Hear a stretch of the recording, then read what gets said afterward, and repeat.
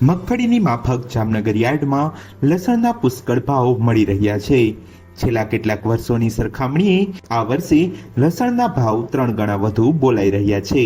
લસણની આવક સામે માંગ વધુ હોવાથી ખેડૂતોને પોષણક્ષમ ભાવ મળે છે। લસણના અપૂરતા ભાવ પાછળનું મુખ્ય કારણ શું છે, આવો જાણીએ નિષ્ણાંત પાસેથી।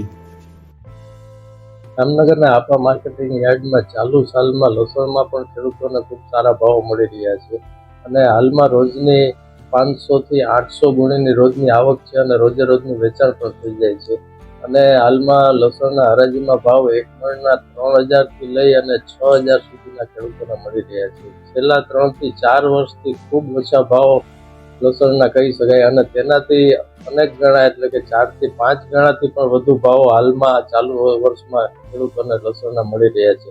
આ ભાવોનું મુખ્ય કારણ એક તો આપણે અન્ય દેશોમાં લસણ પકવતા દેશોમાં ઓછું ઉત્પાદન અને નબળી ક્વોલિટી, જ્યારે આપણા દેશી લસણની ક્વોલિટી સારી અને ઉત્પાદન પણ ચાલુ સાલે ખૂબ ગુણવત્તાયુક્ત થયેલ હોવાથી લસણના ભાવો ચાલુ સાલે ખેડૂતોને ખૂબ સારા મળી રહ્યા છે। ઊંચામાં 6000 સુધીમાં એક મણના સોદાઓ હાલમાં જામનગર યાર્ડમાં થઈ રહ્યા છે।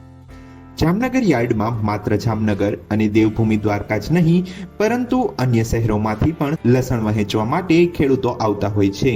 લસણના પૂરતા ભાવ મળતા હોવાથી લસણના જથ્થામાં પણ દિવસે ને દિવસે વધારો નોંધાઈ રહ્યો છે। દરરોજ 500 થી 800 ગુણી લસણ જામનગર માર્કેટિંગ યાર્ડમાં આવતું થયું છે અને હરાજીમાં તેનું વેચાણ પણ થાય છે। જામનગર યાર્ડમાં ખાસિયત એ છે કે અહીં નબળી ગુણવત્તાવાળું લસણ હોય તો તેની પણ હરાજી થાય છે। વેપારીઓ ગુણવત્તાની દ્રષ્ટિએ નબળા માલની પણ ખરીદી કરી શકે છે અને તેને વહેંચી નાખે છે, જેથી ખેડૂતો લસણ વહેંચવા માટે આકર્ષાય છે।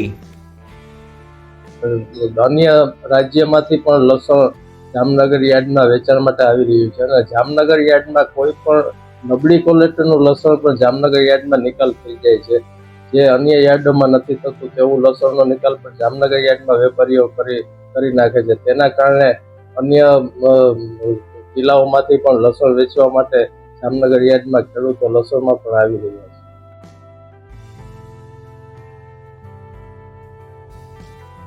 ગઈકાલની સરખામણીએ આજે લસણના ભાવમાં 500 રૂપિયા જેવો મોટો વધારો નોંધાયો છે। પરિણામે ખેડૂતોમાં ખુશીનો માહોલ જોવા મળી રહ્યો છે। આજે 3425 થી લઈને 6405 રૂપિયા જેવો લસણનો ભાવ મળ્યો હતો।